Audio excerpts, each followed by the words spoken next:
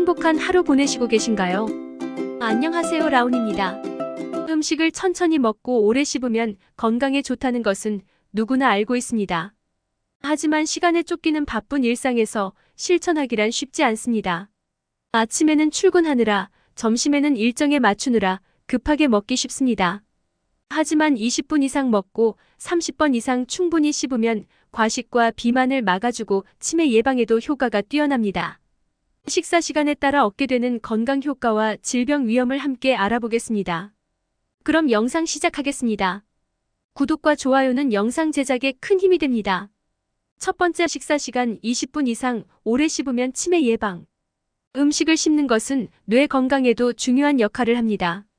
입에서 씹는 활동을 할 때 대뇌피질을 자극하고 뇌로 가는 혈류를 증가시켜 뇌세포에 충분한 산소와 영양소를 공급함으로써 치매에 걸릴 위험을 낮출 수 있습니다.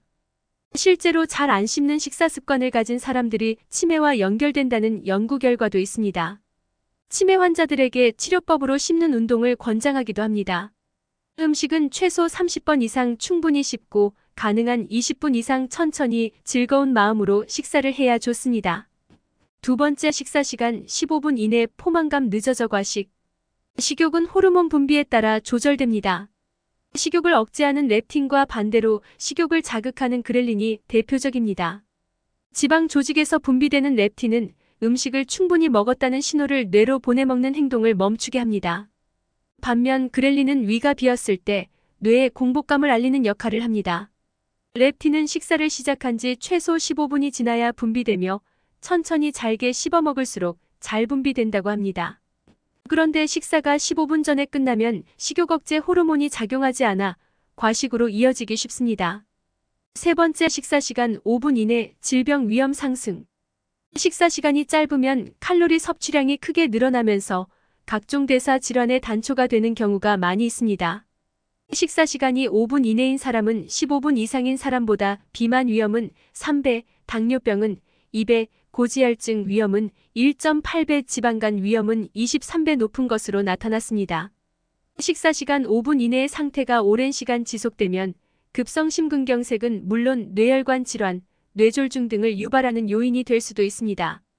네 번째, 식사 시간 짧을수록 위장 질환에 노출. 식사 시간이 짧고 급하게 먹으면 음식물이 위에 머무르는 시간이 길어지면서 위 점막이 위산에 더 많이 노출됩니다. 결국 소화 기능이 저하되어 소화불량, 복통, 속쓰림 등의 증상이 생기고 장기간 이어지는 불량한 식습관으로 인해 위염, 위궤양, 십이지장궤양, 위암 등의 위장 질환이 발생할 위험도 높아집니다. 음식을 급하게 먹다 보면 식후 역류에도 영향을 미치게 됩니다. 잘 씹지 않고 빨리 음식물을 섭취하면 많은 공기를 음식물과 함께 삼키게 되고 위는 급속도로 팽창하게 됩니다. 이때 위는 압력을 낮추기 위해 공기를 밖으로 내보내는데 이 과정에서 위산이 함께 역류해 식도, 점막을 손상시키고 염증을 일으킵니다. 비만과 치매 예방에도 효과적인 식사 시간에 따라 얻게 되는 건강 효과를 알아보았습니다. 여러분의 생각과 의견은 댓글 남겨주세요. 그럼 영상 마치겠습니다. 행복한 하루 보내세요.